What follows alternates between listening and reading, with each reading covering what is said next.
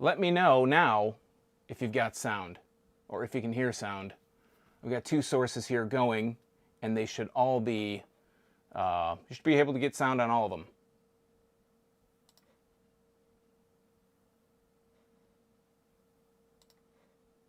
Whoa, what's that?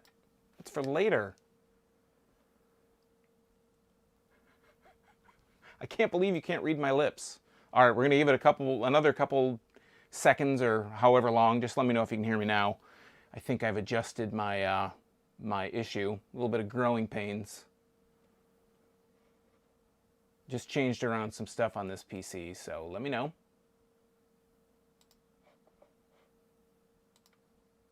Okay, you got sound now. That's good. Good to know. All right, so let me just do something here. Okay, hopefully this should cut down a little bit on my PC noise because that. Awesome. It looks like it deads out when I'm not, when I'm moving. Okay, so anyways, Flying Buffalo. Let me start over. Thanks for joining me. Thanks for finally being able to hear me. Thank you for letting me know that you couldn't hear me, and now that you can, we're all good. So today, I'm going to be taking a look at Flying Buffalo from Griffin Claw Brewing Company in Birmingham, Michigan. Flying Buffalo is a bourbon barrel-aged Russian Imperial Stout that they do about once a year, roughly in November.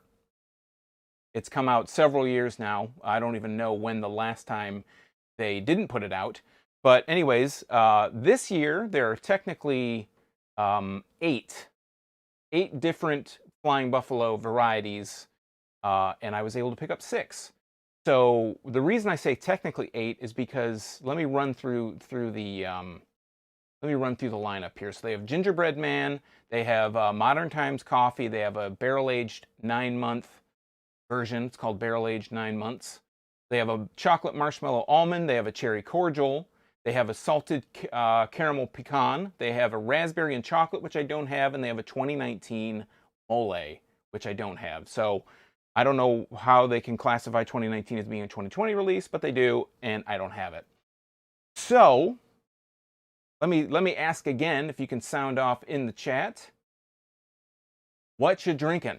Let us know what you're drinking before I get into it, and I will show you what all these cans look like, and I'll get to chat. Now that I know you can hear me, you're going to be subject to listening to me. You're going to be subject to listening to me for the rest of this time until we go to chat.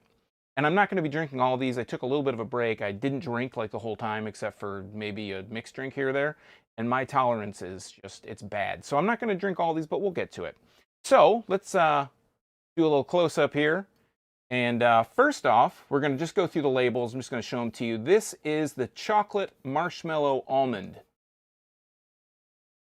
On the back here, it says that it's a Brewmaster Special Reserve. It's aged for 9 months in bourbon barrels. Our Russian Imperial Stout, and they're going to say a lot of this, so I'm going to skip most of these after this. But it says, nobody can stop us from dipping our claws in some sweet variants. This roasty, oaky beast of a stout gets a decadent triage of flavors with the addition of dark chocolate, toasted marshmallow, and roasted almonds of the finest variety. Settle in. This one's a boozy doozy, packaged and released in limited supply. It lets you know this was $6.79 for a single. This was a vintage 2020 version. So that is chocolate marshmallow almond. This is Gingerbread Man. Yep, got the buffalo on it. It says Flying Buffalo Gingerbread Man. It says all the other good stuff. These are all, I think they're all 12% alcohol by volume. This one, of course, let's see, aged for a better part of a year, combined with fresh ground ginger, cinnamon, nutmeg, clove, vanilla bean, and sweet molasses, sweet sassy molasses. It's got molasses in it. We add a touch of lactose after barrel aging for a big, smooth body that opens with a warm and welcoming ginger, cinnamon, and bourbon that finishes with a deep roastiness and vanilla undertones. Packaged and released, of course, in limited supply. I don't know why they put these foil labels on here, and it makes it really hard to read what it actually says. Okay, the next one, Modern Times Coffee.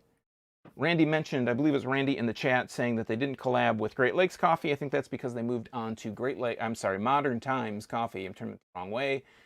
Yeah. So this one says, of course, it's a Brewmaster's Reserve, all that good stuff again. And it says, this year, Modern Times Coffee sent us Columbia de Lima, an Excelso EP grade coffee sourced from high altitudes in the Tolima and Julia, I don't know, Hula, I'm not, I can barely speak English, growing regions of central Colombia with their perfect roast. This coffee is smooth and clean with a pointed acidity and good body, exactly the radness we were hoping this coffee would bring to our highly acclaimed bourbon barrel aged Flying Buffalo Imperial Stout. It has the Modern Times Coffee logo on there. And if you're not familiar, Modern Times is a brewery in San Diego. I believe they're in San Diego. So this one is a salted caramel pecan or pecan. Take your pick. This one, of course, says it's a Brewmaster Special Reserve. It's dark chocolate, check. Salted caramel, check. Candied pecans, check.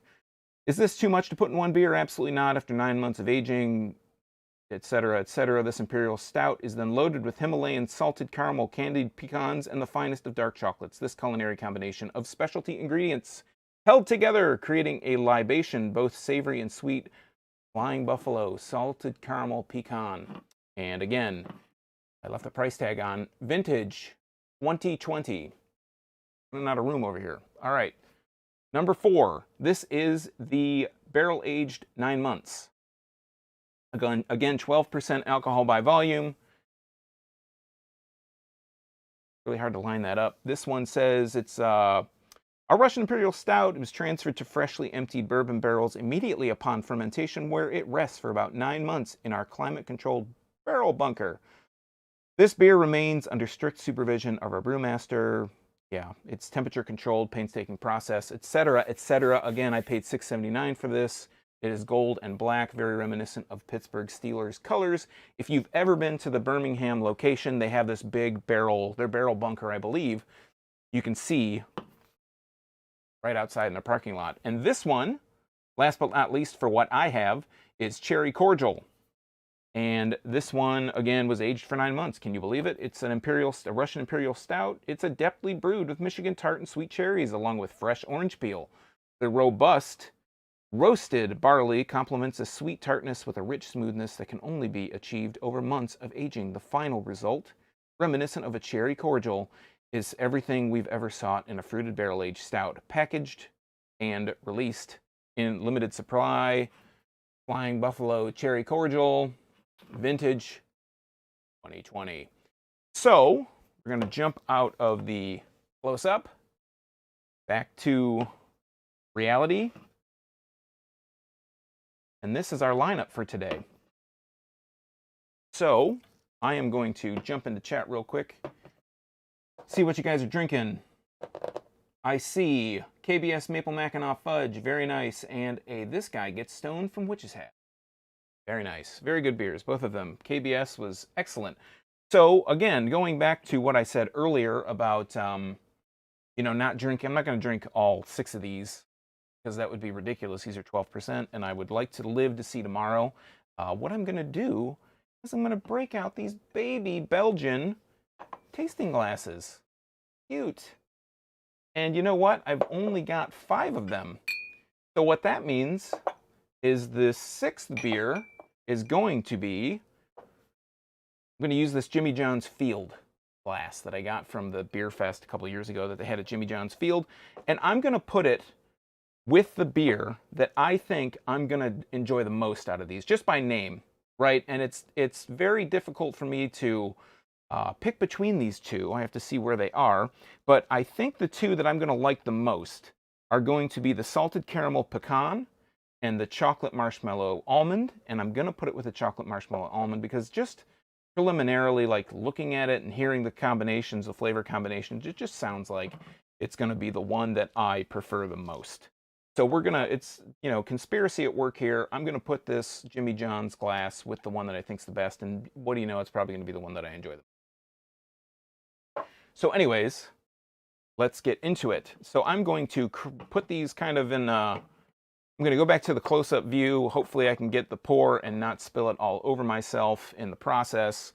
We are going to do, I'm going to do the pour, I'm going to do the smell, and And then I'm going to set it aside. I'm going to let it breathe because these were in my refrigerator for way too long.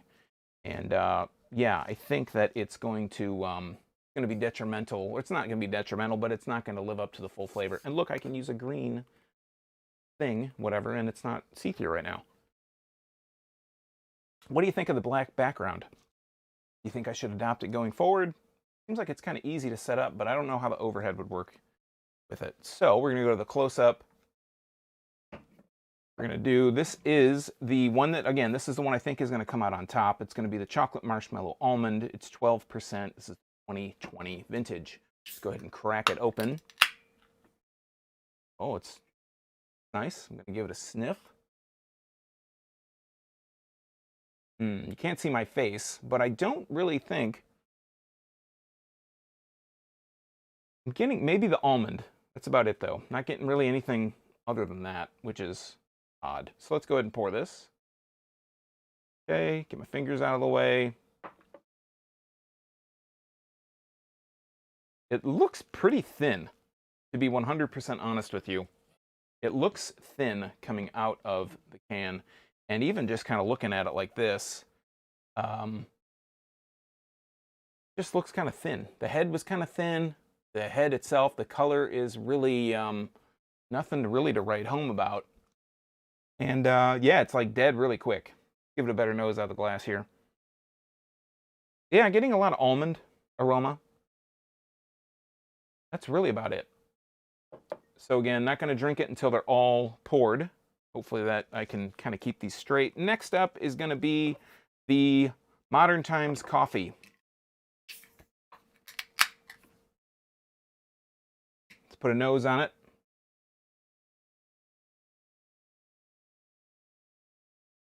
My sniffer must be off because I am not, man, I'm not really smelling much coffee. I'm not really getting much of an aroma. Pouring this. Again, kind of pouring a little light. Not so much going on. The head didn't even get maybe half a finger. It's holding on quite a bit better than this chocolate marshmallow almond was. Go ahead and doing a lot of trickery here with the scenes. And yeah, holding up to the light. My light's over here, my big one. Dark. It's not see-through at all. Can't see any color through it. Okay, I'm getting a little bit more of a roasty, kind of earthy aroma here. Oh yeah, definitely getting an earthy kind of coffee aroma from that one. This, again, that's to be expected. This is the Modern Times coffee. Next up, Cherry Cordial. And Cherry Cordial is a type of mixed drink, I believe. Something with cherry. I always think of Cherry Cordial ice cream when I think of Cherry Cordial. I do not think of the liquor. But yeah, I like Cherry Cordial ice cream. Go ahead and crack this open. Ooh. Popping. All right. Okay, I am getting a little bit of a cherry aroma here. I think I'm expecting a cherry and a chocolate. I might be 100% incorrect with that. I mean, I'm expecting to get the cherry. Chocolate, maybe not so much. Switch back to the close-up. Let's pour this. Oh, I'm running out of room here, man. This is getting crowded. Move that for now. Pour this. It has like a reddish color to it on the pour. Rip down. Bueno. You can see that about the same as the first one. Not a whole lot of head, kind of retaining. Of course, this isn't really a big glass, so I'm not able to get like this huge dump of a pour in there, but you would think on the pour that I got on this, I'd be able to get some kind of head on it, put a better nose on it. Okay. Getting somewhat of a fruit aroma, but not a cherry. So what I'm going to do is I'm going to move these over here now. Going to be a little bit out of view for the time being. So what we've poured so far is the Cherry Cordial, the Modern Times coffee, and the chocolate marshmallow almond. Real crowded thing here.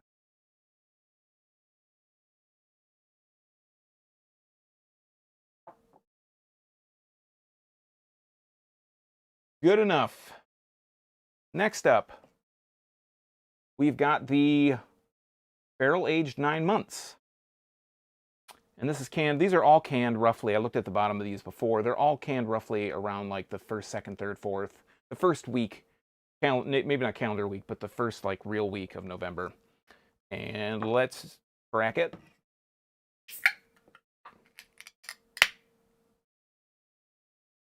Mess in here. Jeez. All right. Getting more of a sweet aroma, a bit of a bourbon.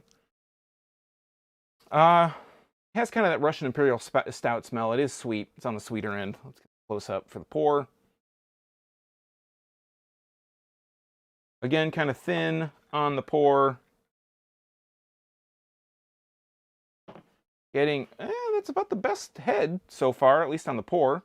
And it's not really, you can see it's maybe like a half finger holding on. It's still, it's kind of holding on there. Hold it up to the light, guess what? It's dark. I don't know if you can believe that or not, but the head's kind of a off-white. On the nose, on the glass, getting more of the bourbon smell. Move this over, and then when I taste these, I'm going to go in the same order that I poured them and all that good stuff. So the next one, we're going to save the pecan for last.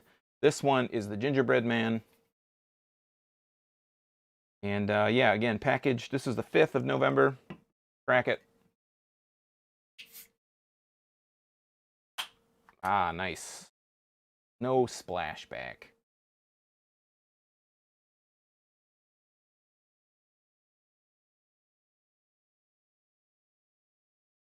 Yeah, I'm not really getting anything out of this one. So let's go to the pour. Maybe we'll have better luck on the glass. Coming up more of a brown on the pour itself. Getting a little frizzle fry there. Nice head kind of rising up from the bottom. It's a little bit darker. It's a little bit more of a dark brown than pretty much everything else so far. And the head just kind of evaporates really quick. Let's put a better nose on it. I'm getting more of the I am getting the cinnamon. I am smelling gingerbread now, so got that going for it. Very enticing. I smell the molasses. I smell everything you would expect to smell from like a gingerbread style beer, or, you know, self-professed gingerbread style beer. Go ahead and set this one over. And last, but certainly not least, my number 2, from, you know, preliminary before I've tasted any of these, I think this is going to be number 2. This one's the salted caramel pecan. I do enjoy salted caramel beers, porters, salted caramel porters, salted caramel kind of beers just in general. I haven't had a salted caramel IPA, but I wouldn't be against trying it. So let's go ahead and crack this one open. And of course, but the nose goes where, I don't know, something that rhymes. Yeah, and again, not getting a whole lot of aroma. So let's go ahead and get this into the glass.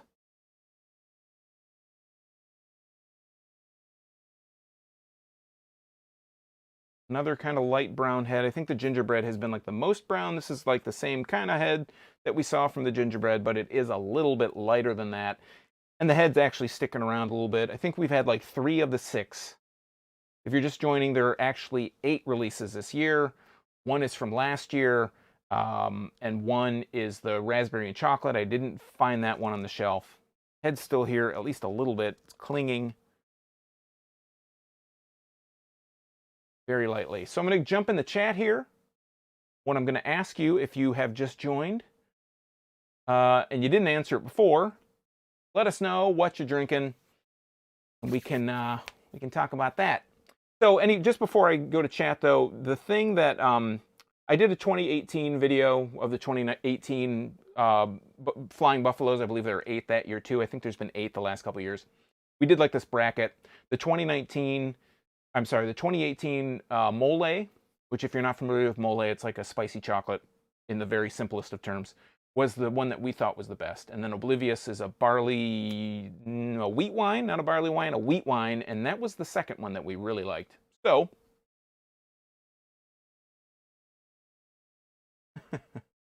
All right, we're gonna go back. I picked these up at Holiday Market in Royal Oak at Griffin Claw. They have them too. They have like 4-packs, I think, mixed 4-packs. Let's see.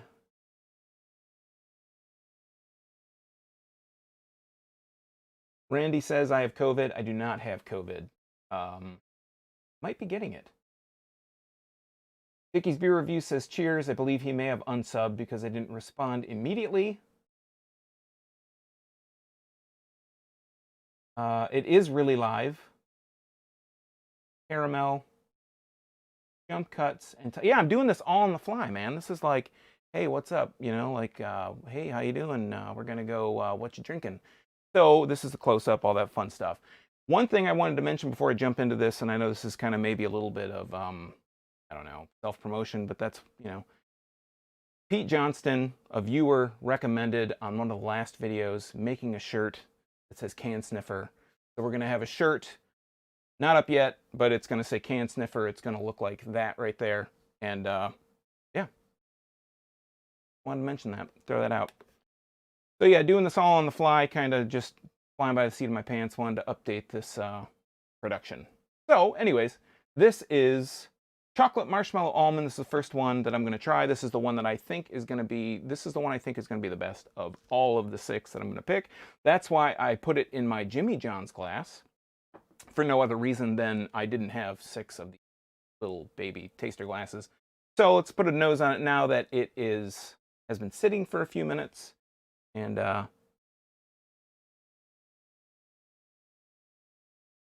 okay, I'm getting, I said almond before. It's a little bit sweeter. It's smelling a little sweeter, a little bit more almond. Cheers, guys.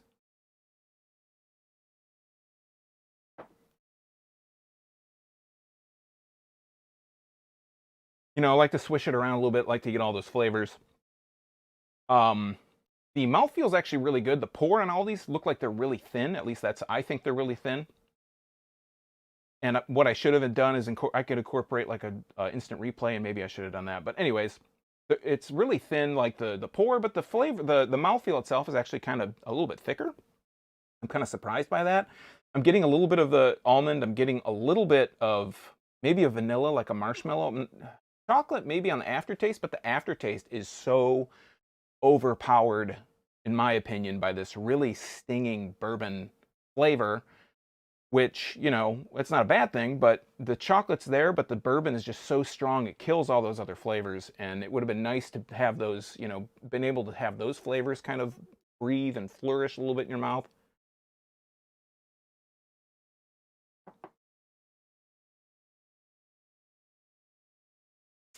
Yeah, that bourbon's just so strong in there that any kind of sweetness that you would get from a chocolate, that you would get from an almond, that you would get from a marshmallow, just get really wiped out really quick, like on the crest. You know, when you swallow, I like to talk about like the crest.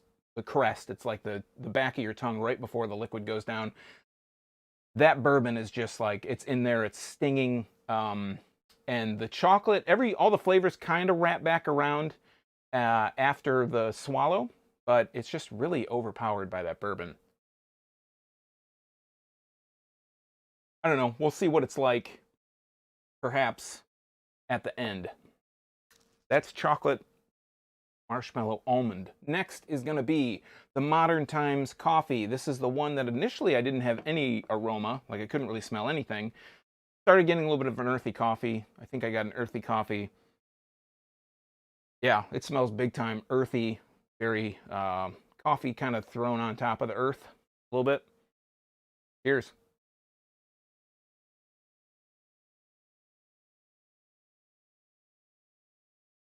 Okay, that is very strong, has very strong coffee flavor. If you didn't know before, if you weren't when I said it initially, these are all Russian Imperial Stouts. They're all bourbon barrel aged Russian Imperial Stouts with different variants or different, you know, adjuncts or aged different ways or what have you. This one has a very coffee and very earthy, roasty, forward flavor. I would really like, you know, I say coffee, roasty, but the very big, overwhelming flavor again is earthy, very earthy in this one.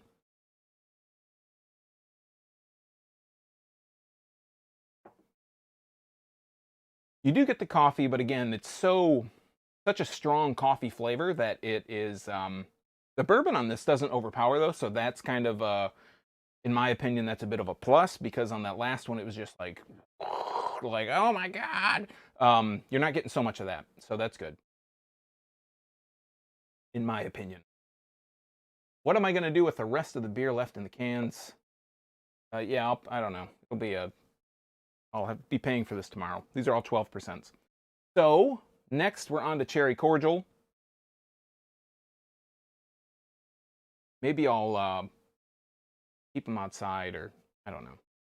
Cherry cordial. So this one it smelled kind of like of a fruity variety, but I couldn't place my finger on the actual fruit. Again, I really like cherry cordial ice cream. I've never had a cherry cordial mixed drink, so I don't know how that's going to equate to this, but I'm only going to be able to relate to what I know. So let's go ahead and give it a smell.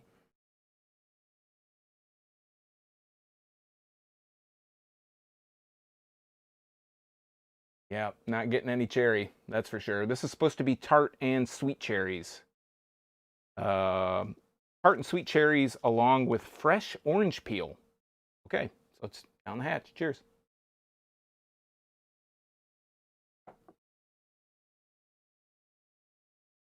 Mouth feels a little bit lighter on this one. And actually, I'm pleasantly surprised by this, because I'm not always like a tart cherry beer flavor person. Sometimes that tart cherry can be a little bit too tart. It can be a little bit too overpowering. This has a really nice balance between maybe a little bit more on the tart on the upfront, and then the sweet rolls in afterwards. Not getting a whole lot of bourbon, but I am getting an indistinguishable kind of alcohol flavor.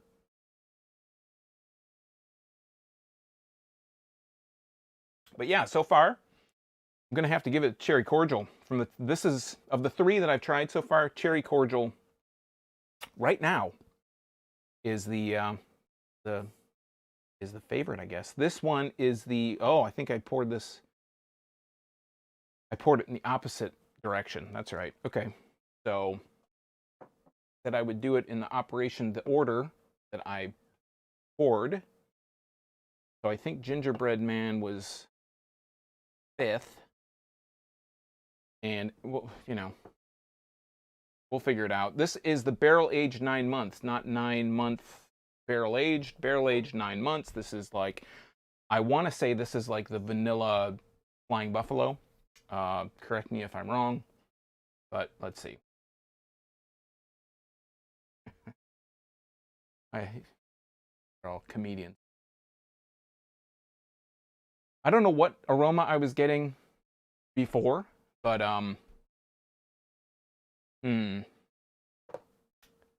it's kind of maybe a sweet molasses kind of aroma. Let's go ahead and check it out. Cheers.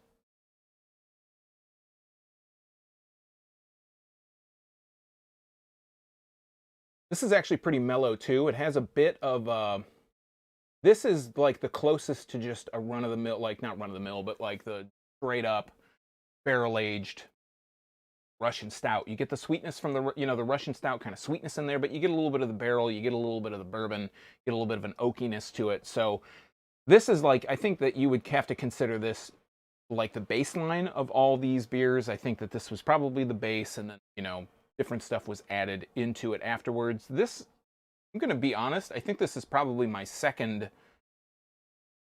maybe my second like favorite so far. I would have to say first off that I would give it to cherry cordial, surprisingly, because that's like out of left field. I'm not a big cherry and beer guy, like I mentioned, but I think this one might be number 2. Second.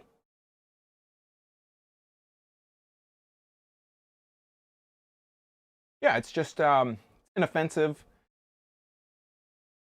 oaky, Russian Imperial stout. Nothing offensive about it. It doesn't like knock it out of the park. But I'm going to be perfectly honest with you. Some of these have been my not favorite. So being just kind of middle of the road, like pretty good. That says a lot, I think. So how so far these have been. All right. So next we have got Gingerbread Man. And this one had a big gingerbread, cinnamon, molasses aroma. I was trying to think of what gingerbread's made out of. Sweet. It has like a bit of a maple aroma. Has that cinnamon comes through a little bit. And get a lot of molasses. So again, cheers.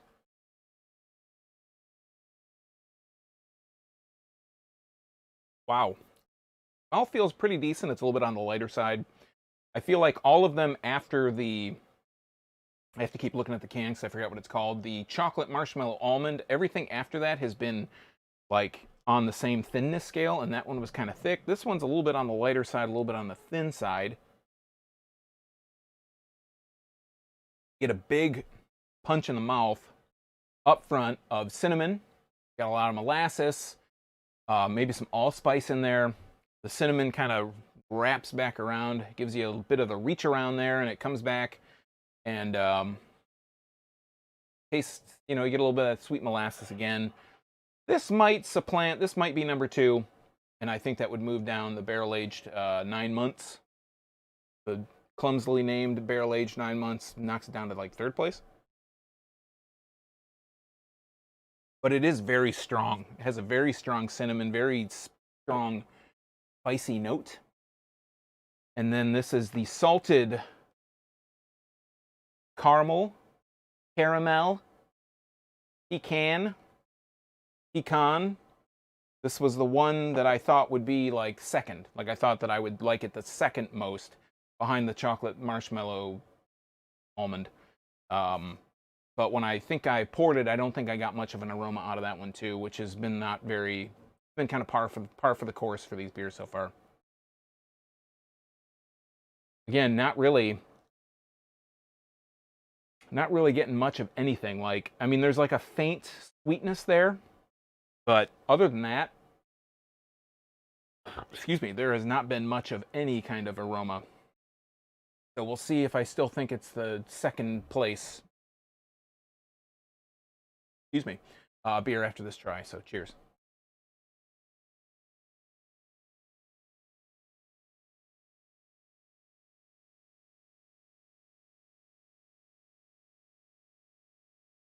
Yeah, I mean, mouthfeel is a little bit on the thicker side. It's probably second behind this chocolate marshmallow almond. Flavor is really very close to the barrel-aged 9 months.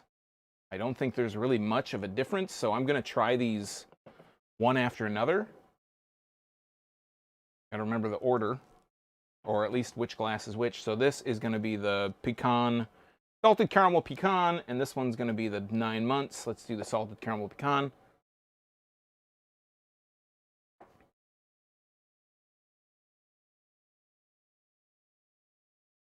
Okay, this is the 9 months.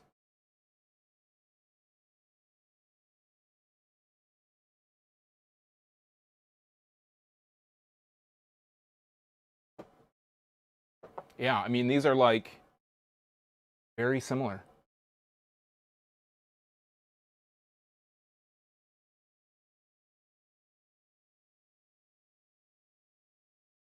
If you put these, this was a blind taste test, and we did these side by side, I could probably pick out the Gingerbread Man, I could probably pick out the Cherry Cordial, I could probably pick out the coffee, and I could probably pick out the chocolate, I have to name these things crazy, chocolate marshmallow almond. But these last two, this salted caramel, temp space has got me like second guessing the way I say everything now. Pecan, I couldn't tell the difference. There is little to no differentiation between the two of these. And it almost makes me think like, did I get a mislabeled can? I mean, that's how close they are. This is so similar. Oh, let's give this one more shot.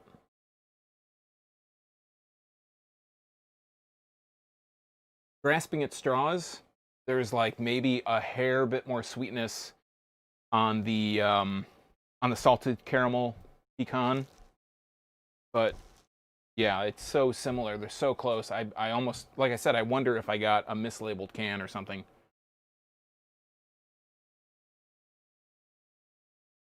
So yeah, that's if I had to rank them in order, which is what I'm going to do because that's what, that's kind of what we said we would do here.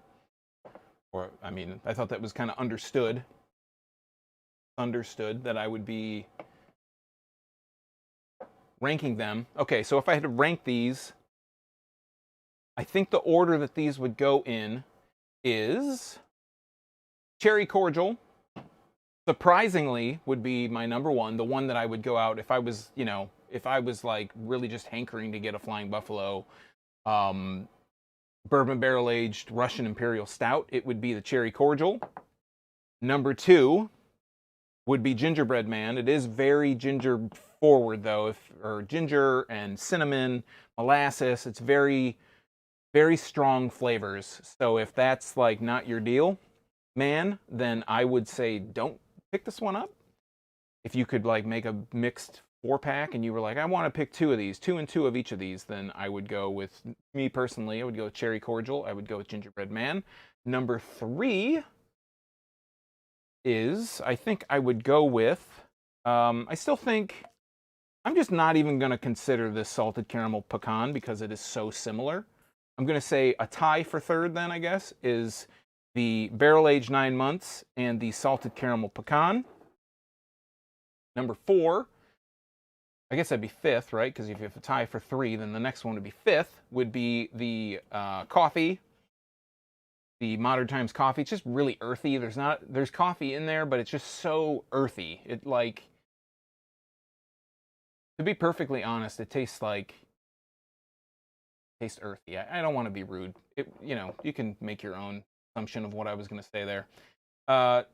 And then Chocolate Marshmallow Almond would be my last. I thought that would be the first, so that's really surprising. I even put it in my Jimmy John's glass. I guess that means the Jimmy John's glass is the one that I don't like, or the one I like the least. I would not probably buy another. Let me try it again.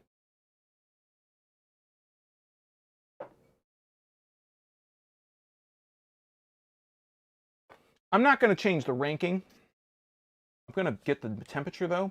I am getting a lot more marshmallow. Like, marshmallow starts to get really strong in this one.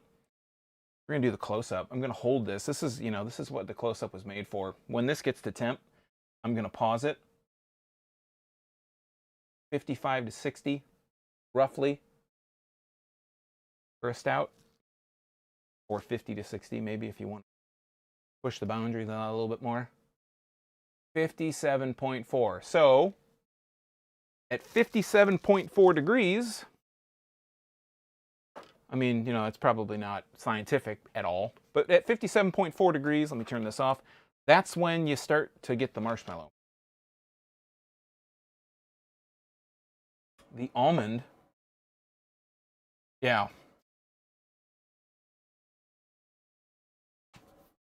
The almond is kind of not really there. The marshmallow comes through, but I'm not going to change the ranking.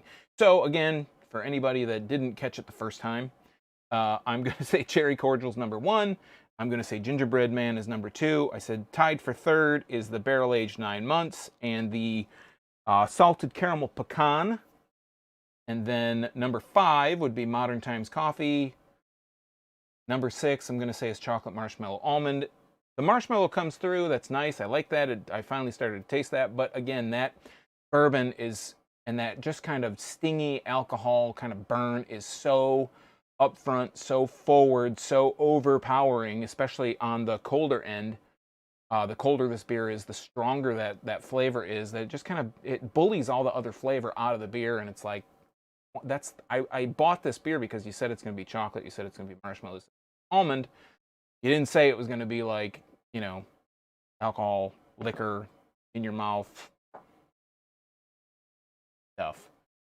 So, now I'm going to go back through chat, see what you guys are saying, all the bad mouth and stuff you guys are doing, and then I'll just be sipping on these throughout the time that do that. Maybe we can get on some other tangent.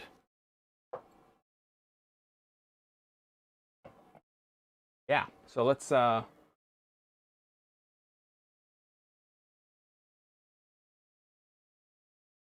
okay. All right, so we got the unsub. Yep. Caramel. See, you guys, man, I can't win because I can say caramel or I can say caramel. I guess you guys are both in agreement It's caramel. Sorry, caramel. I'm going way back in the chat here. So Randy tells me that it's caramel because again, we're going back. Temp Space didn't think it was real. He didn't think this was live. I say it's live or we riot or whatever you said on all those videos. Jump cuts, titles, all that stuff. Do it on the fly. I am doing it on the fly. Paul Barbudo says he is drinking a double Kalamazoo by Arvon. Arvon, nice. And that reminds me, let's go back. Let us know what you're drinking. What you drinking? You guys are on here. You guys are watching me drink. What are you guys drinking? That's the story of the day.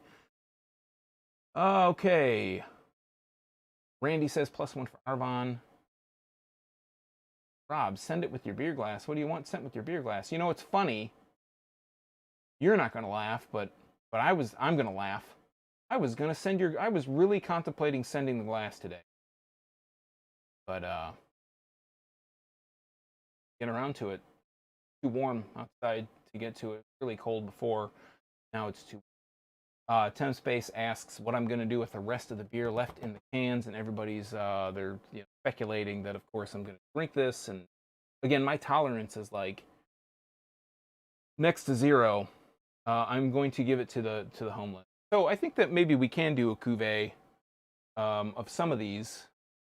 I mean, let's do a cuvee of just, I mean, for science, right? Let's do a mix of a little bit of all these beers. So I'm taking an Imperial pint glass. We're going to do the close-up. Going to pour, this is the Cherry Cordial. This was my number 1. We're going to do, what was my number 2? Gingerbread Man, correct? Gingerbread Man number 2. Going to pour that in. Going to do number 3. That was a tie. That was the 9-month and the salted caramel pecan, if I remember correctly. I'm not going to slam this, so don't get your hopes up. This is the caramel pecan. Caramel. You guys got me, again, you got me second guessing what I'm saying. And then last but not least, oh no, I have 2 more. Number 4 was the coffee. You know, Temp Space said in the chat that he was going to buy all these and do this himself. I would love for you to do that, and let me know what you think. I am not the end-all, be-all. You have your own opinion. This is the chocolate marshmallow almond. I'm not going to finish this. I'm just going to taste it. Give it a little swirl here. This has the most head of any of these beers so far.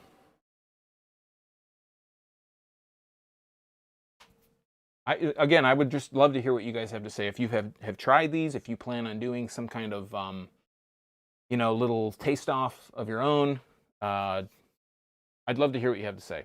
Because, again, I'm not, like, claiming to be an expert. This is just my opinion. So, yeah, so this is all of the beer, all in the order that I thought, that I ranked them. I'm going to hate myself for doing this, but let's go ahead and try it out.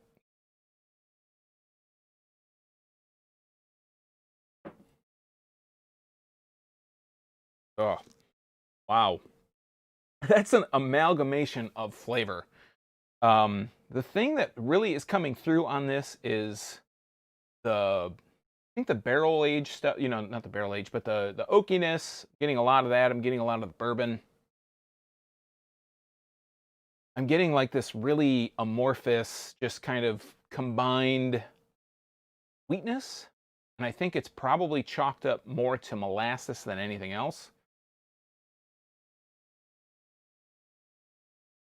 Because I really feel like that's like a common ingredient between all these different beers is the molasses. I'm not really getting any of the defining characteristics of some of these. Like I'm not getting the fruity cherryness of the Cherry Cordial. I'm not getting necessarily the gingerbread or the the molasses. Well, I'm getting the molasses, but not getting the cinnamon. Not getting really the ginger / allspice of Gingerbread Man. I'm not getting the coffee. I'm really not getting much of a coffee flavor at all. And I love coffee, and maybe that's a good thing because I wasn't really crazy about the coffee in this one.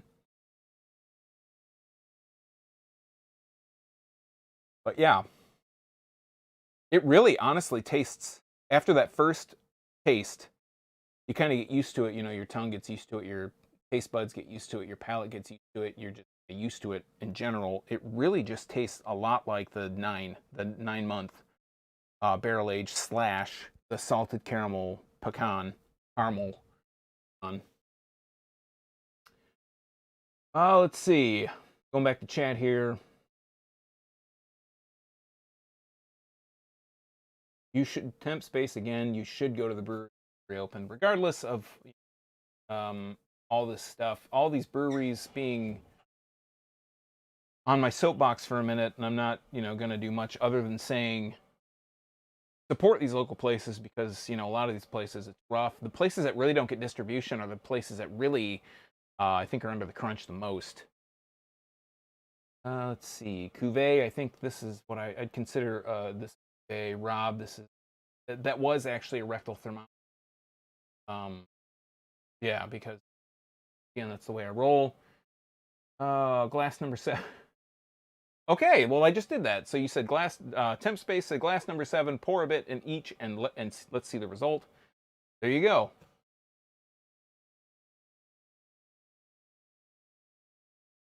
Cuvée or we riot. I just did. I am going to allow what this just abhorrent comment from. I get the power to deny. Yeah, shaken, not stirred. Stirred, not shaken. I don't have a shaker. My current favorite Russian Imperial Stout from any brewery. Oh boy, that's tough because I think that I don't. Russian Imperial Stouts are like a thing that you either it's like places do it a lot or they don't. So I don't really necessarily. It's not necessarily one that I go after. My favorite Russian Imperial Stout that I can think of off the top of my head, and it's been my favorite since I've had it, which was a couple years ago, and just keeps going, is Cigar City's Marshall Zhukov's Stout, whatever the thing after it. So favorite stout. Wow, geez. Okay, so Sean, love to hear about your setup you got going. How you are switching cameras and text. And then I'll get to Temp Space's question. And Temp Space, we need to know where you are because you said it's noon and you're drinking orange juice. And that would make me think that it's either tomorrow. Hey, that's crazy. So, Randy says, John, I will get to you right after I give Randy this little studio rundown. So what I'm doing, Randy, is... So yeah, I'm using... this is just one camera. Everything's one camera. I shut all the lights down that I usually use. This backdrop is a black backdrop, generally green. Behind this black backdrop is a green backdrop. I use OBS, which is Open Broadcast Studio, or Broadcaster Studio, whatever. It was not nice with this countertop, replacing this countertop, changing this out from the white one that I usually use. It's actually underneath this. This is just like a veneer, basically. My brother-in-law and I built this countertop, but it reflects like crazy. So the green reflects off of this, which goes into the camera, which looks like crap when I do live streams. So I just decided we're not going to do the green screen. We're going to do this intimate setting. So I have a light. I have 3 lights. I have a light here, a light there, and a light there. And that's basically what's doing all of it. I'm switching different scenes in OBS, if you're familiar with OBS. So we got the Draft Therapy Live. We got the see-through, the peekaboo, the keyhole. We have the regular main scene, which doesn't change. We have the what you drinking, and it's just oh, I'm sorry, and I'm controlling this. This is the first time I've used this. You can do it with macros, probably what I'm doing, but I'm using a Stream Deck. This is just a controller that has all the different scenes of all the different things. It's barely filled out, and I'm just kind of starting to get used to it, or starting to mess around with it. It's off camera, and then we got the close-ups, which is just a transition that goes to a close-up. We go back. And what you drinking, and then we have the can sniffer. That's the new shirt. When I have it, I want to make sure it looks okay. I'm going to wear it on one of the videos. I'll tell you guys all about it. And then we got this other, wow, I don't know what happened there, but we have another thing that's going on. So that's the setup. All right, John, Temp Space, I'm sorry, says pastry stout, any kind of stout. I'm guessing. Wow, any kind of stout. That's a really hard question. There's one that I had recently that. So sometimes putting these videos together, you might have a beer that doesn't quite. Maybe something you weren't, I didn't have it in focus, or maybe the lights were off, or something was crazy. And I'm really like a stickler for quality. If my whole green screen kind of explanation wasn't enough of an example of that. So like the plan for this channel is to be the highest kind of quality I can get it. And I'm just like an amateur. I know nothing about all this stuff. Just flying by the seat of my pants. So there's beers that I try different places, and when I get it home, they're like totally different, and maybe something happened. One of those beers that I really enjoyed, probably one of the best beer like stouts that I'd had, was one from Transient Artisan Ales. It was Neckbeard Nectar. It's like a collaboration with the beer cellar. Might be Craft Beer Cellar. I think it's just Beer Cellar. I think they used to have a location in Grand Rapids. When I tried that on camera, I didn't really enjoy it all that much, and that's one that got lost to the archives. And I should probably put a compilation of all these different ones together of beers that just didn't work out. The one that I think that I can say with a really big amount of confidence right now that I think is one of my favorites is the KBS Mackinac Fudge. I always want to say it's Mackinac Island, but it's not. It's Maple Mackinac Fudge. I have it on the floor over here. I really enjoy that one a lot. I have started to crack open some 2018 Lagunitas willetized stouts. Those have been really good. Like the first one I cracked open, which was maybe like a year and a half, mid 2019 or maybe early 2019 that I cracked open, was kind of like, ooh, the first taste was really overpowering. But after that, it's super smoothed out. And I think that I should pick up the new one. I haven't yet. But if we're sticking with Michigan, and I know that Founders is kind of, people are on the fence, like, is it craft beer? I would say that Mackinac, Maple Mackinac Fudge is probably one of the best stouts that I've had, like, of recent. So John Leclerc says, has been watching me for a couple of years, but new to these beers I'm drinking. What are they? So if you are just joining, if you didn't hear the rundown, these are from Griffin Claw Brewing Company I'm going to stack them all up here. Griffin Claw Brewing Company in Birmingham, Michigan. These are Flying Buffalo. These are Bourbon Barrel aged Russian Imperial Stouts.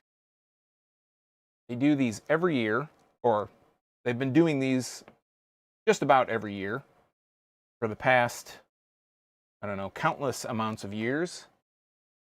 And yeah, this is I pick these up. I generally pick a couple of them up since I started this channel, and it's always fun to just kind of run through them and see how they've differed year to year. I have totally just screwed up the order, so I don't have any recollection. I only know the Jimmy class here. But yeah, so they're Russian Imperial Stouts. They're bourbon barrel aged. They're different adjuncts. The 9-month, this one is the base. And then these are all like adjuncts based on that base. You know what would be really fun to do while I've mixed these all up is do like a taste test, because at this point I have no clue, except for this Jimmy John's one, which one's which. So let's run down real quick. Let's run back down the order, and then I'll try these mystery glasses over here, and I'll see if I can restack this order and see if I can Tetris these blocks all back together. All right, so number one, the one that I liked the most was Cherry Cordial. Number 2 was Gingerbread Man. Number 3 was a tie. It was between the Salted Caramel and the Barrel Aged 9 months.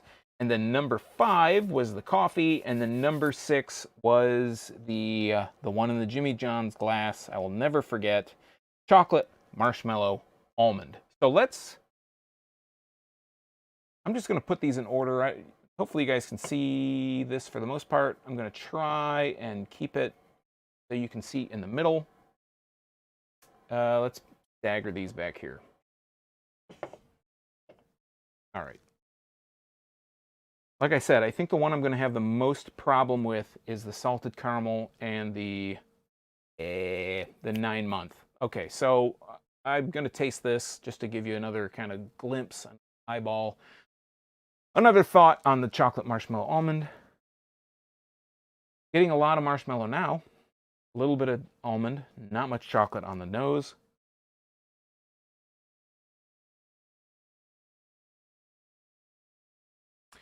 The bourbon and the oak, the barrel characteristic isn't so offensive at this point, but it is still very overpowering. There's a lot of burn. There's a lot of kind of liquor kind of deal going on there. Still not a favorite. Okay, so next up, I'm going to just take this random Belgian tester, and this one's going to be the coffee. I can smell it right away.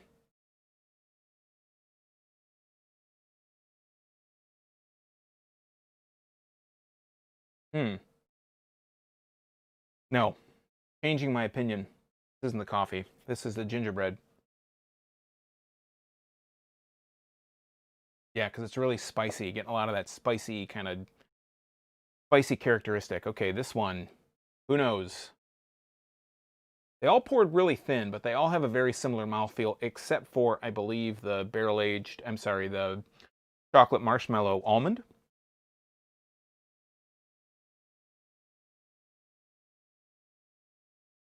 I think this is the 9-month. Actually, I think it's the salted caramel, but I don't taste any salt. I don't taste any caramel. But it's sweet, so I'm thinking that's going to be the salted caramel.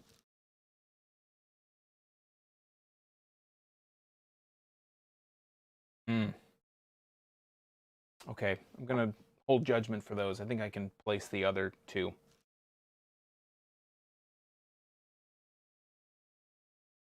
And nobody's ever going to know if I'm right or wrong. The great part about this. Unless you just rewind and you it's like the thing where they put the shell game, basically. I think that's the cherry.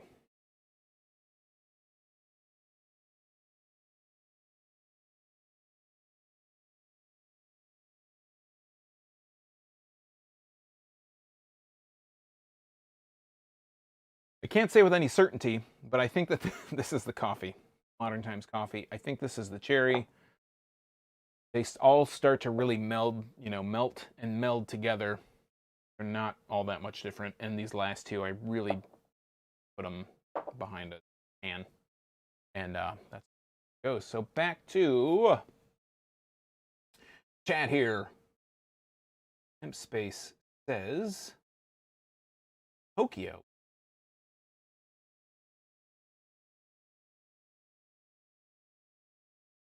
Rob says drinking a North Coast Brewing Old Rasputin. Oh, that's his favorite. It's not what he's drinking. Let's go back. What you drinking? No, check in the chat. All right. Temp Space is coming home to visit. Well, he asks a follow-up. Is this my first live broadcast? It is not. I've done a few others. Backing me up here. John says he just signed in, so perhaps he missed the description. Yeah, it's just all these flying buffaloes. That's. Cam says, hey, just tried Bonbon de la Muerte. He says he got a 4-pack for his birthday. Cam, what did you think? Let me know. Let us know. Randy says, you need to get the hazelnuts with raspberry. You need to get that. Rob confirms KBS, the Maple Mackinac fudge is great. And Temp Space says, is it distroed? And then Randy says it is, and he's seen it everywhere he goes. Let's see. Founders may not be craft. You have good beer, and he loves good beer. I love good beer, too. He lives in upstate New York. You can get these. Yeah, I don't know the distribution outside of Michigan for Griffin Claw. I don't think they get a whole lot. They're like they're constantly expanding. They're one of those breweries, at least here in Michigan, that, John, since you're from New York, can you let me know what video, what beer, what review, whatever kind of clued you into the channel? I'm always curious for people that are outside of the state because I do so much stuff that's in Michigan. People that are outside the state, what is the beer or what is the review or what is the brewery or what have you that brings you in and something that's like, I want to subscribe to this guy. because I am trying to get more, you know, trying to diversify my profile, so to speak. But yeah. And Randy says, look for Hazel's nuts, and I think they do. Yeah, I'm pretty sure Randy would know. Randy says Founders is doing a 24 beer advent calendar this year. It comes out Wednesday at the brewery, $150. Yeah, I mean, I'm all about advent calendars like the next person. And I got the Costco one, and I'm going to do something with it. I don't know if I'm going to put them here live on YouTube, if I'm going to go on Instagram and just do Instagram lives on there. But I'm going to do something with the advent calendar because I think it's a good idea. Yeah. Cam says that he got the toasted marshmallow coconut nuts. 24. Let's see. Temp Space says Sean should do an unboxing of the Founders 24 Holiday Mystery Pack. I wish that I had $150 to spend on Founders beer. Yeah, I don't think that's. I don't think I'm gonna go to the brewery to go pick that up. And number two, I don't think I'm gonna drop $150. But I'm really intrigued. I'm curious to know what they do. Like, you know, if they just do some stuff that's really that they haven't done for a long time, maybe stuff that they've done that's only the Mothership kind of releases that they've, you know, Mothership releases recently. That would be pretty cool. Rob says, "Oh, for what you drinking?" Checking in, he says he's on his third KBS Maple Mackinac Fudge. And Cam says Bonbon de la Muerte is excellent, but not as good as Mackinac Fudge. I agree. Okay, so Randy, he asked, "What's the shirt?" You're talking about this shirt, I assume. This is just a shirt that I wear. No, it's just a shirt. I got it. I don't remember even one of those places that from.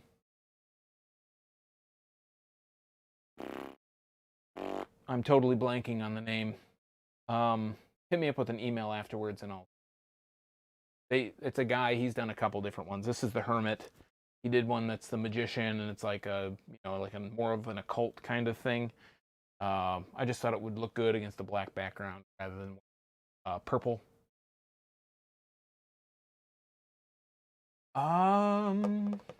Oh, and John says that he found out because of the Founders videos, gets all the stuff, Backwards Bastards, high up there for me. I totally agree. I haven't had it, unfortunately, since it went year-round. Maybe that makes me sound like an elitist prick, but I don't find that the year-round one is quite as good as the years previous that they did before the year-round. So that's just, you know, the reason that I haven't, you know, done another Backwards Bastard, because I feel like if they're doing it all year, every year, it should be the same, but it's always a quality beer. I just feel like the ones that were done before the year round were, yeah. Rob kind of sums up my feelings. He says when it was real. So I don't really have much else to talk about. I guess some of the housekeeping stuff that I can talk about is that, you know, like I said, we got the Can Sniffer shirt over there. Can Sniffer, again, that was from viewer Peter Johnston. He recommended, like, hey, you should do like a Can Sniffer shirt because you sniff the can, and I guess that's weird that I do that. So yeah, that'll be going up soon. I'll wear the shirt on a video. I'll talk about it on that video, and I'll put a link in the description for that. If you're interested, if you're not, hey, cool. No pressure. It comes in like 4 to 5 different colors, but just, you know, it's a cool shirt. But, you know, hey, you don't like it, you don't like it. That's cool. Hey, everybody's entitled to their own opinion, even if it's wrong. And yeah, the other thing, which maybe I feel kind of weird talking about, is I'm going to be launching a Patreon. It's nothing expensive, and if you don't want to join, don't join. There's no obligation. Don't feel like you're going to miss out on anything if you're not. To be perfectly 1000% frank and honest, and the way I want to do things with you guys, I don't think there's going to be much takers on it, but the benefits that you'll get on that is there's like a really low, it's just called a tip jar. It'll be like you throw like $3 a month or $2 a month, or I haven't decided. It's set to 3 right now, but I might drop it down to 2. You just throw $2 a month in, it helps buy some of this beer, do some of these videos. You get early access to the videos. I usually have these finished and uploaded on like Monday night or Sunday night, and then you'll get access to them ahead of time. And then you'll get access to a Discord server that I have set up. If you're not familiar with what Discord is, it's basically like an IRC channel or a chat channel that you can go in. Maybe if we get enough takers, there might be some live stuff on there. But again, this is all just kind of, pie in the sky kind of thinking right now. There's a higher tier. What you'll get access to that is just basically shout outs in the video. Again, no obligation. If you don't want to do any of that stuff, and I totally understand, especially right now, it's like the worst time ever in besides the Great Depression or maybe the housing crisis, for me to actually say, hey, send me some money so I can drink some beer. Feel free not to do that. But if you, again, the $10, I think you get like a producer kind of credit. I do a shout out, or maybe I do some kind of scroll. You get all the other stuff. I've been thinking about it for a long time, and I should have just launched it a long time ago. Other than that, the other thing, if you didn't know, if you've been watching the videos and you didn't know, I had a draft therapy Tiku glass, very similar to something like this, but it said draft therapy on it. It's laser etched, and I just totally destroyed it. I don't remember how long ago it was. It was a while ago. What I'm thinking of doing is putting together an order for more of those. If you're interested, I thought I had my email address. I don't, because it's showing that for some reason, but it's Sean@drafttherapy.com.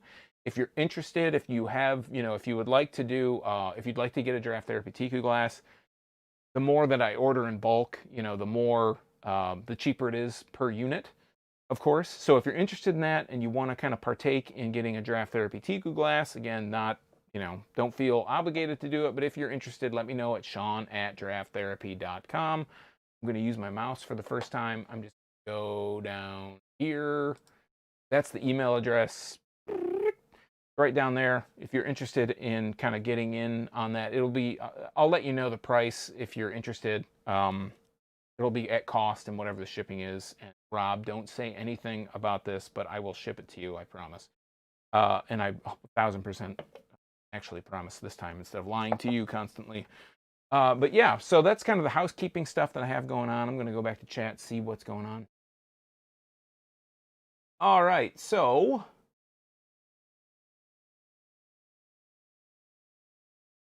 Temp Space says he'll bring some Japanese beers to donate to the channel for tasting. I would love that. I know that China has like a just burgeoning, exploding craft beer scene. I don't know how Japan is, but obviously we can get stuff like Ichiban here. Kirin, that might actually be Kirin Ichiban. I might be totally, might be wrong on that. But yeah, I'd totally be interested in trying some Japanese beer for the channel.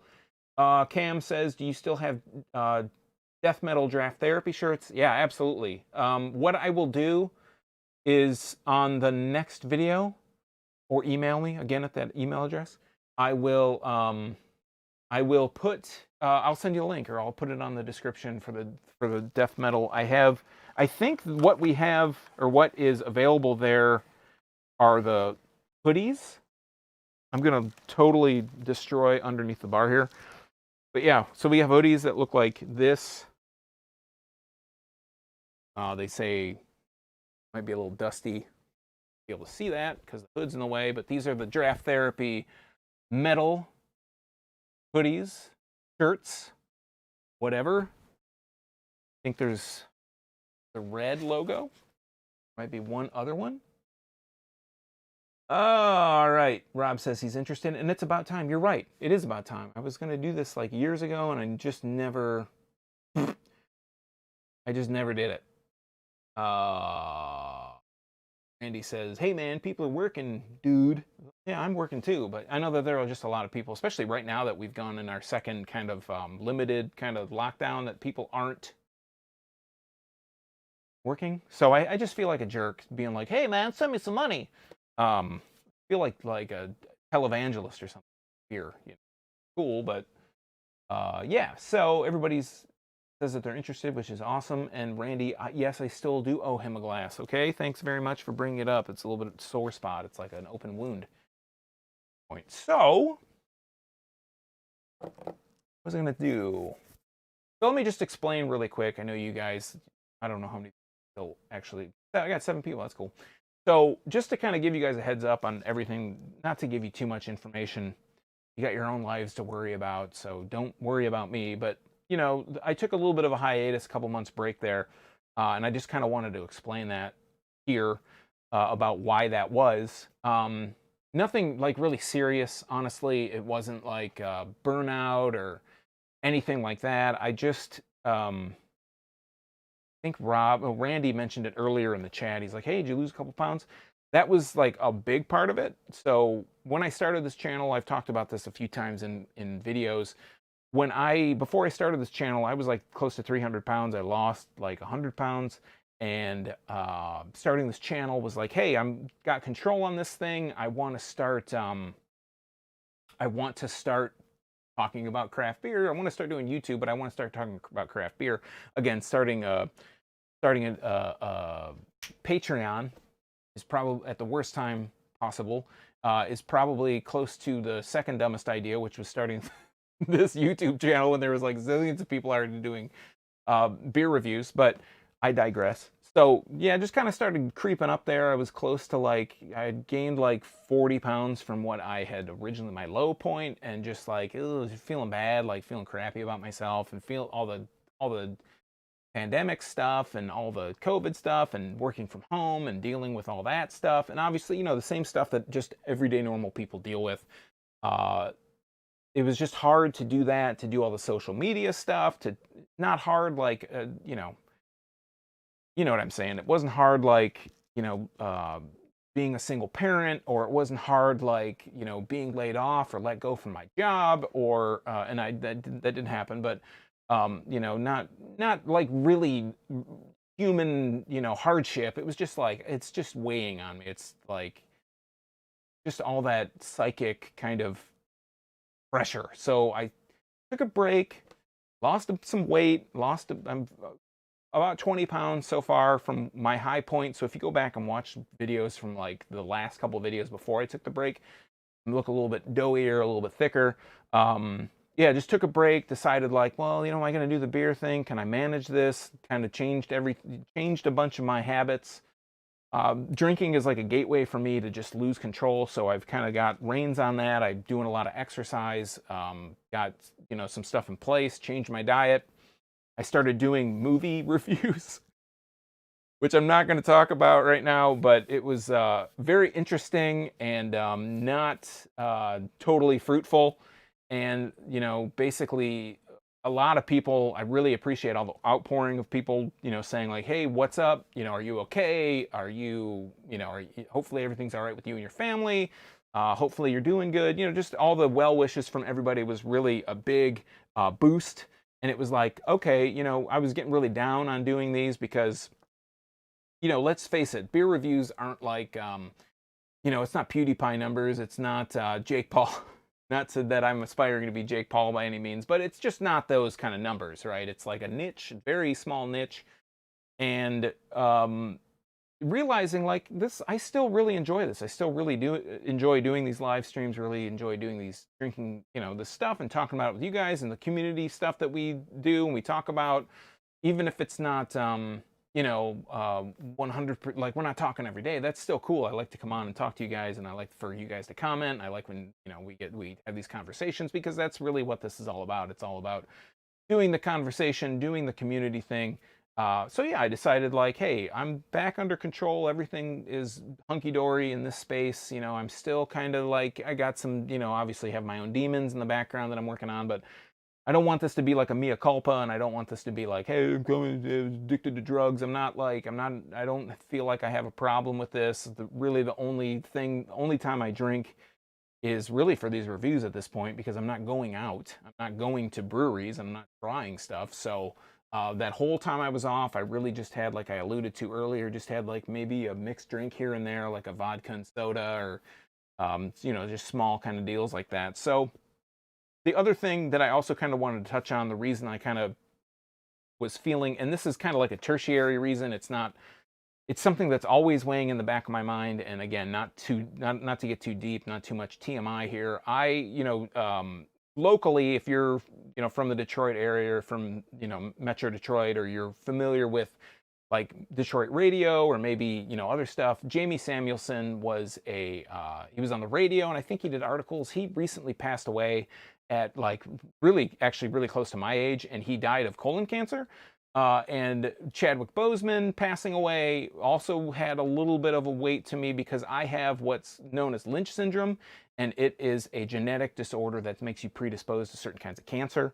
And I think I took I don't think I took a break, but I think I took a mini break because I had like a mass in my colon, and drinking kind of contributes to that. It can be like something that can be a trigger for that. So that's why I'm kind of cutting back on my drinking. So I have this syndrome, this genetic disorder that like predisposes you, as I mentioned.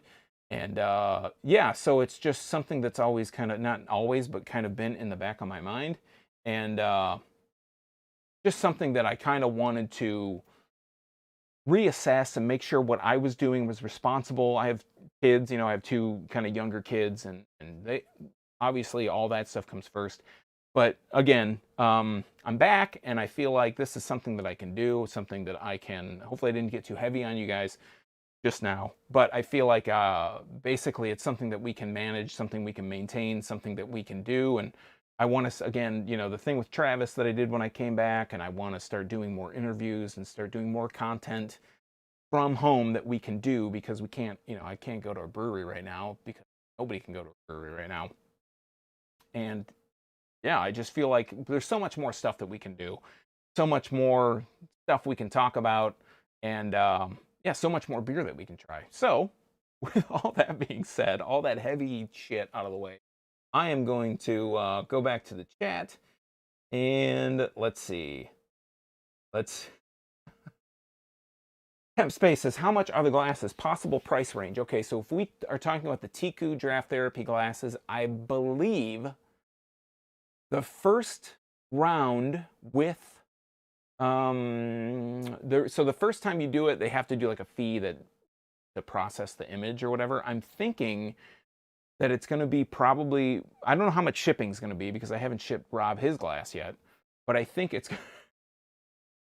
that whole, all being said, I think it's going to be like around $25. And that might be on the low end, it might be on the high end. If you're interested, again, email me.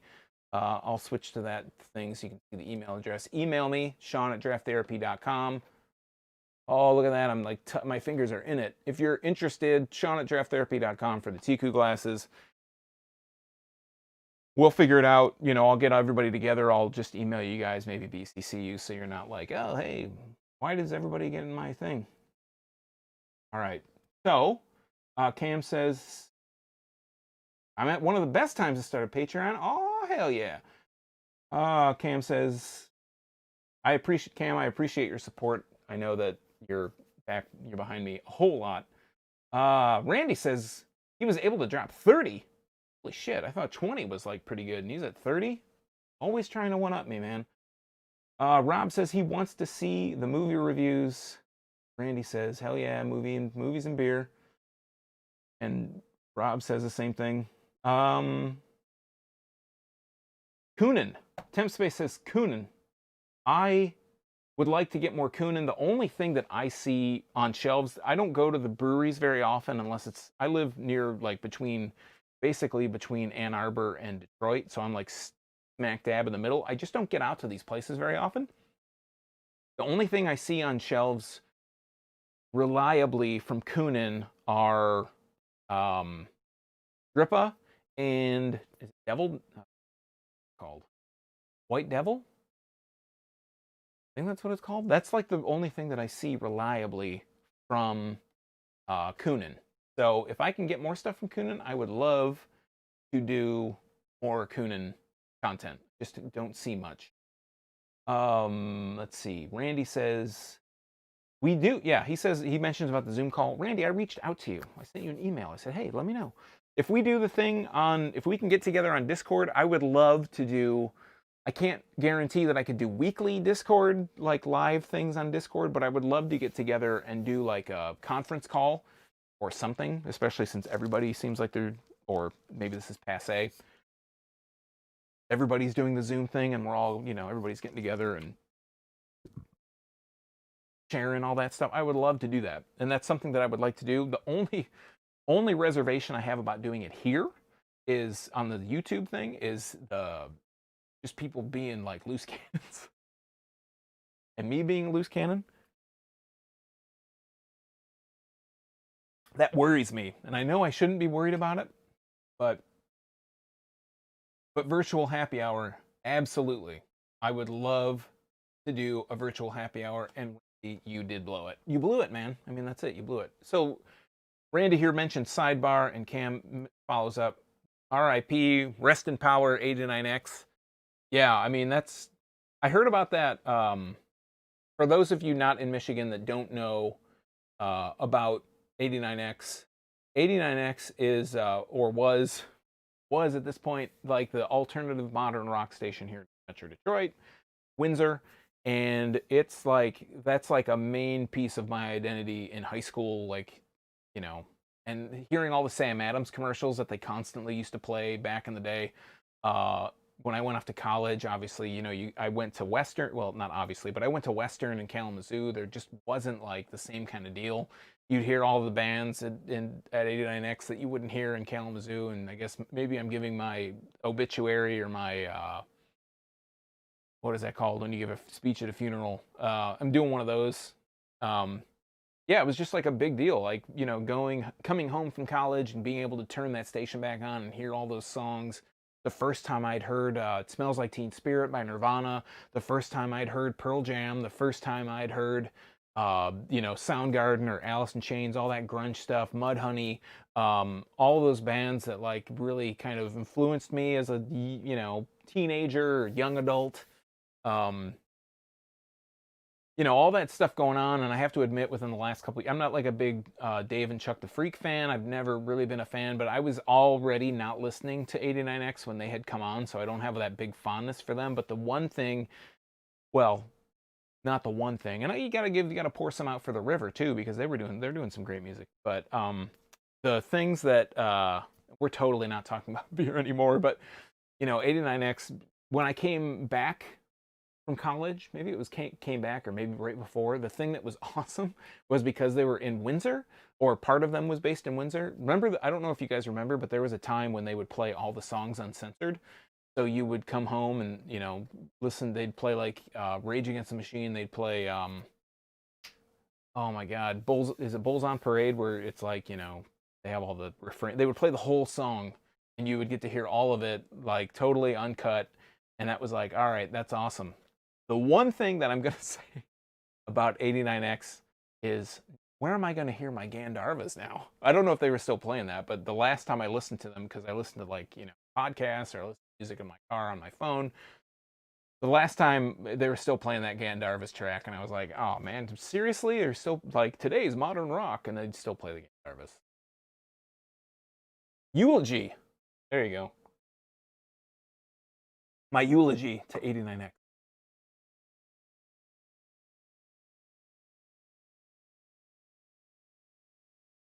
Yeah, Randy says the last couple of years sucked for 89X. Eulogy's a good song by Tool, too, by the way. Hey, people think it's about Bill Hicks. I think Bill Hicks, if you have not ever listened to Bill Hicks before, if you don't know who Bill Hicks is, look him up. All you youngsters, still relevant today. No, Randy says at late night it would be uncensored. They would play uncensored like during the day. I remember driving on by the Metro Airport, a distinct memory of having my windows down. I had an 87 T-Bird with like the 3 subs in the trunk, because I'm a can sniffer and I'm a 3 sub kind of guy. Driving down Middle Belt and just like blasting that song with the windows down. Anybody around could hear Zach just whoosh. And RIP to radio in general. I don't think I'm drinking this cuvee of all these different. I don't think I'm alone in not listening to the radio. I think it's kind of, I've always been more of a, I want to say from like probably the mid 2000s. I don't really talk about music on the channel at all, but this is like, free for all. I'm not really like a super rock kind of guy. Like I don't really I mean, I like rock music, but I like most types of music. I really like electronic music. I'm really like into house, or maybe not so much anymore, but there was a big period of time when I didn't listen to any music with guitars. I'm not like bragging about that. That was just kind of like it. I didn't listen to a lot of rock music. I didn't listen to I really have never super been into rap. There's a few artists that I like, but getting into electronic music and just kind of getting into not listening to the radio. That was kind of like, oh, okay, we're gonna listen to some deep house, or we're gonna listen to some electro, or we're gonna listen to some down tempo music. And I might seem like a bit of an aggro person. Maybe my appearance makes me seem that and having the death metal stuff. I love the aesthetic of it. It's just not, it's got to be something really spectacular for me to be like, that's an awesome album by so and so. So I've been out of the game for a long time listening to music. There are music groups I listen to now, but it's not. It's very eclectic, and now that I have kids and they're old enough to kind of like their own music, unfortunately, there's a lot of times where it's like, okay, this is tolerable enough for me to listen to.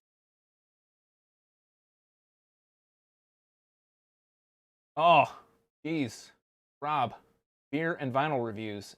Randy says the cradle of techno. That's true. I went to the first few DEMFs, and I think when it changed to movement, I went once and I don't think I ever went when they started charging for tickets. So going back, let me just rewind a little bit. Talking about the movie thing, if there was somehow that we could incorporate the movies and incorporate beer without it being too lopsided, like how would you do that? Would you do so? The movie channel I did was only four. I only did 4 videos. It was not. Um, I'm just gonna be blunt. It was animated. So there was a character, and and I haven't like I'm not ruling out never doing it again, but it was an animated character, very similar if you can think back to like Dr. Katz. It's like kind of squiggle vision type stuff, and it cut to clips of the movies. Now, I don't know how you can incorporate beer and I have an issue with editing, uh, like cutting stuff down, and I'm rambling right now, so you can tell that I have a problem with being a little bit more concise about things.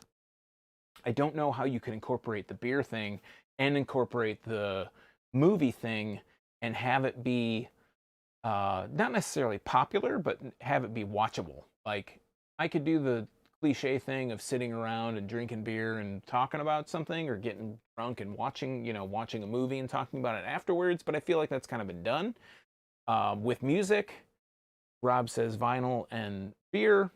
I feel like that's tough too. And if you guys, and I know Rob has and I think Randy got into the Lumber Slayer universe, and Lumber Slayer and friends had them on a live thing a couple months ago. They do more of, that's kind of their thing. They do more of like metal music, or metal and beer, and hockey, but I don't know how I could incorporate them. Love to talk about it, but I don't really feel like I have a critical eye on music as much as I do beer. I think beer's a little bit more accessible, as odd as that is, because beer's expensive. People who, it's I don't know, people just have a knack for beer, I think, and I think there's so many people that like music that's not good. At least I don't think it's good.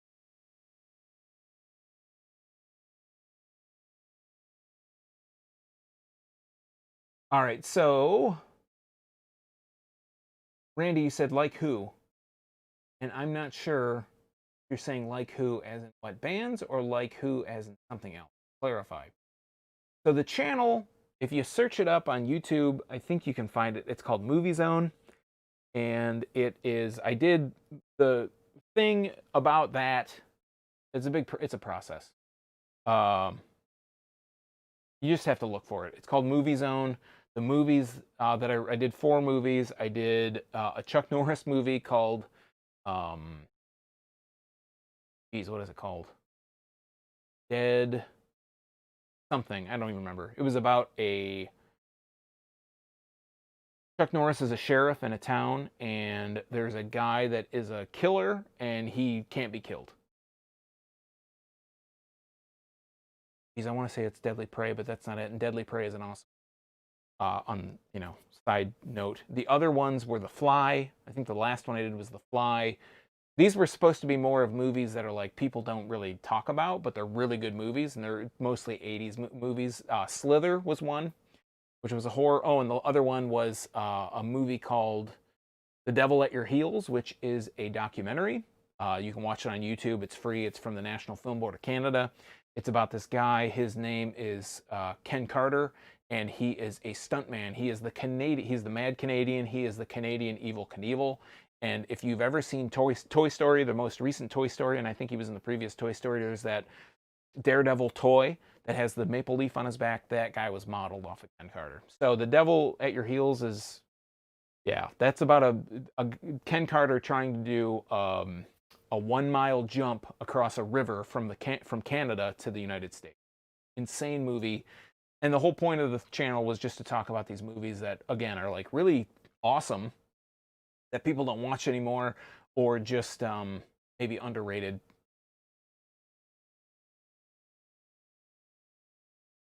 Steve! Oh boy, wow, that is strong.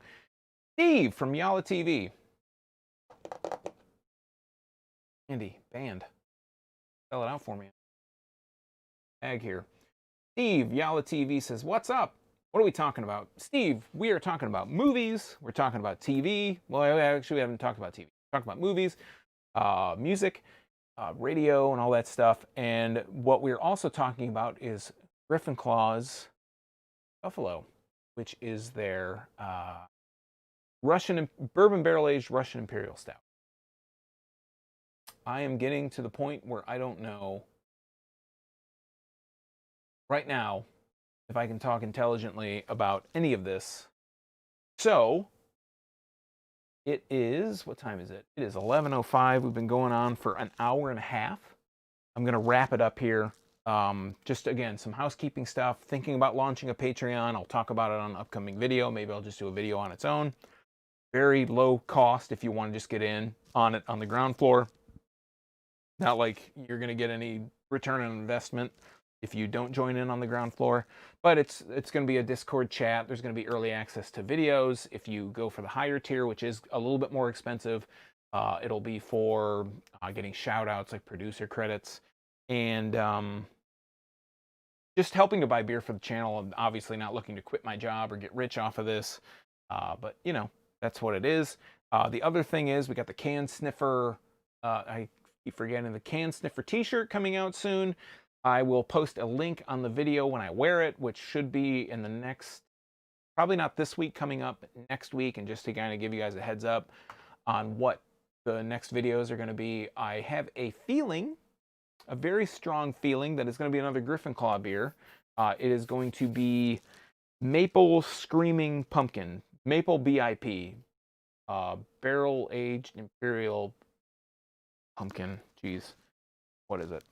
This is the other can. This is Bourbon Imperial Screamin' Pumpkin. It will be Maple Bourbon Imperial Screamin' Pumpkin. That's going to be the Tuesday video. The Thursday video, I think, is going to be about the why am I blanking on it? It is going to be about the Brew Detroit cold brew 4-pack. So I'm going to do a 4-pack video, a little bit different than this. Let's see, what other housekeeping stuff did we talk about? We talked about the Flying Buffalo.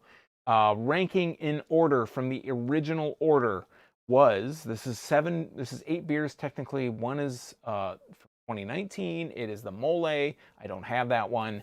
The other one was Raspberry and Chocolate. The other 6 that I do have are in order of my ranking. Okay, so we're going to go in reverse order from lowest to highest. Let's see, what was the lowest? Oh boy, it was Chocolate Marshmallow Almond. Then it was Modern Times Coffee in 4th place. I'm sorry, in 5th place. Tied for third was the Salted Caramel Pecan and the Barrel Aged 9-month. Second place, Gingerbread Man. I'm gonna give it its due. Gingerbread Man. Not wrong. Second place. And in first place, Cherry Cordial. That was the #1 pick for me from Griffin Claw, the Flying Buffalo beers. And this beer here is an ill-advised cuvee of all 6 beers. So, I'm going to go and chat.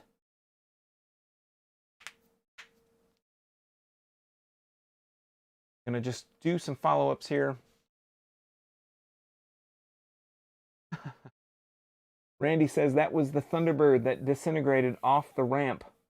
Devil at Your Heels is the Thunderbird that disintegrated. I don't want to spoil it for you, but Kenny Powers. Kenny Powers. That's all I'm going to say. Kenny Powers. He says, Randy says, how do we do it? Where is this at? The video. Randy, I will email you a link. And Steve, before you go, have you tried Tavour? If so, how do you like it? Steve, yes, I have tried Tavour. I do like it.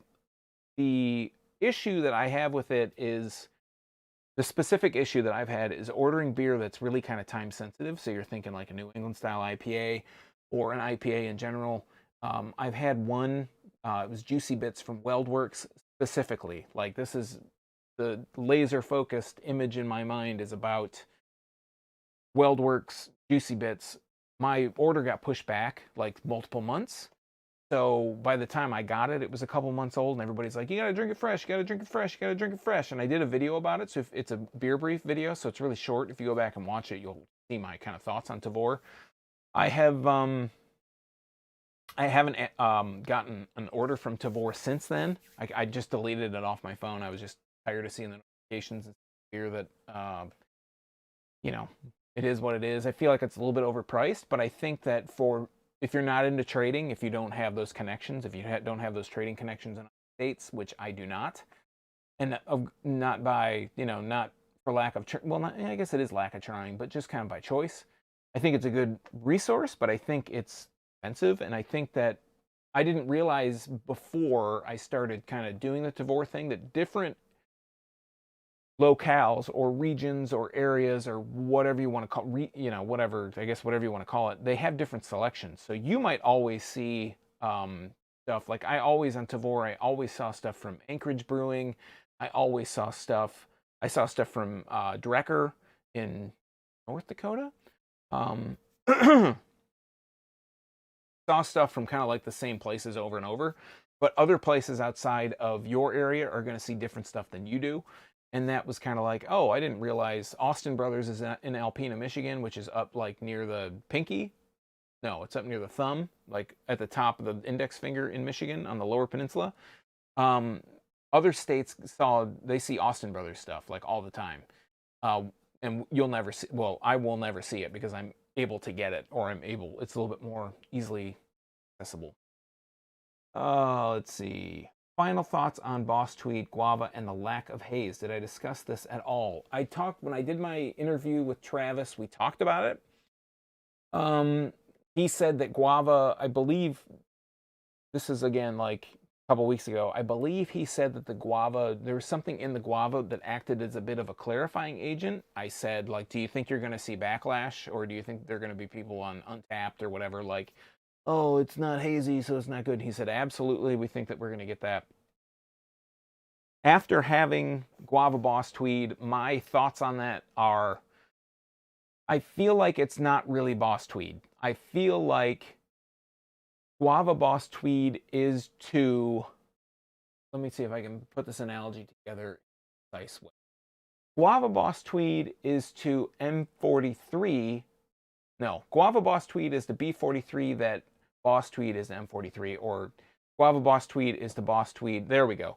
Guava Boss Tweed is to Boss Tweed as B43 is to M43. So I feel like Guava Boss Tweed, although it's never been specifically said, I feel like Guava Boss Tweed is the dry, brute style Boss Tweed. The color is different. It's clear, just like B43 is somewhat clear. It's dry like B43 is to M43. It has a different kind of taste profile, and it's just, I don't think that there's anything wrong with it, but I think that if you are going into buying Guava Boss Tweed and thinking that you're going to get like strawberry M43 versus M43, you're going to get this like guava bomb that tastes exactly like Boss Tweed, but with guava in it. I think you're going to be sorely disappointed. I think that you have to go into Guava Boss Tweed thinking that it's going to be very dry. It's going to have that, it has a guava kind of spike to it, but it's going to be like B43 is to M43. So I think that people go into it and they try it, and I think that they just get disappointed because it's like, well, this isn't just Boss Tweed with a bunch of guava in it. I think, you know, it's, it's no fault of the people buying it. I don't know if it's any fault of Old Nation. I just feel like it's something that could have been communicated better than to think, you know, I think a lot of people went into it just thinking they're going to get this like guava bomb / Boss Tweed when that's okay. And yeah, I think Rob kind of sums it up. Boss Tweed Guava is just okay, but he would rather drink Boss Tweed. So I don't think there's really anything else to say. We got the shirt coming out. Got the Patreon coming up, which I'll talk about when I actually, it's launched, but I'll send the link. I'll put the link on the description when that's available. Figuring out something to do if people join the Patreon, they can join the Discord. We can figure out something to do with like a conference call for beer. We can do like these happy hours or something. Talked about the hiatus.